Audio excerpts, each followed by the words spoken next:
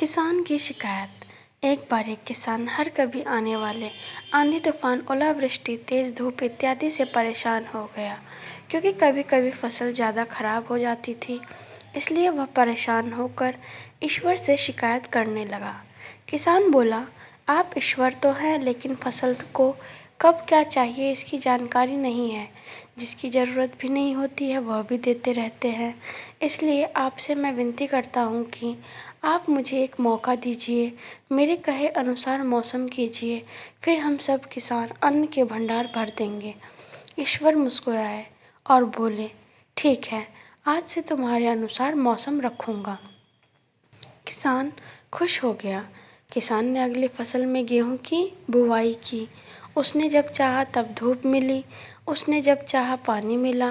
पानी की तो उसने बिल्कुल कमी नहीं आने दी। आंधी, बाढ़ और तेज़ धूप तो उसने आने ही नहीं दिया। समय बीतने पर फसल बढ़ी हुई।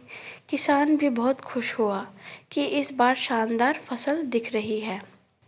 किसान ने मन ही मन सोचा कि ईश्वर को अब पता चलेगा कि अच्छी फसल के लिए क्या क्या ज़रूरी है। फालतू में ही किसान को परेशान करते रहते हैं। किसान फसल काटने के लिए खेत पहुंचा। गेहूं के पौधे की बालियों को हाथ लगाया तो उसके पैरों तले ज़मीन खिसक गई। उसने देखा कि किसी भी पौधे की बालियों में एक भी दाना नहीं था। किसान दुखी हो गया और बोला, हे ईश्वर, ऐसा क्यों हुआ? क्योंकि मैंने तो सब कुछ सही किया और सही समय पर किया।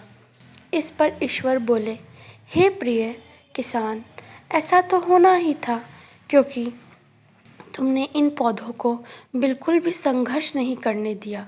इन्हें न तो तेज़ धूप में तपने दिया, ना ही आंधी का सामना करने दिया। इन्हें किसी भी प्रकार की चुनौतियों का सामना नहीं करने दिया।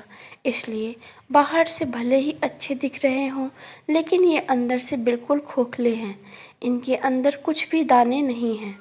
पौधे जब विभिन्न चुनौतियों का सामना करते हैं तो उनमें ऊर्जा पैदा होती है। यह ऊर्जा उनके अंदर सही सामर्थ्य पैदा करती जिनके लिए वह बने हैं। दोस्तों, ठीक इसी प्रकार जब तक इंसान संघर्ष से नहीं गुजरता है वह आदमी खोखला रह जाता है।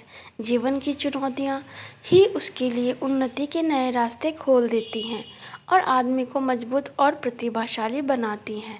इसलिए आपके भी जीवन में मुसीबतें या चुनौतियाँ आए तो घबराना मत। यह आपको बिखेरने के लिए नहीं, निखारने के लिए आई हैं। प्लीज़ अगर आप इस चैनल पर नए हैं तो इस चैनल को सब्सक्राइब कीजिए, लाइक कीजिए, कमेंट कीजिए एंड थैंक्स फॉर वॉचिंग।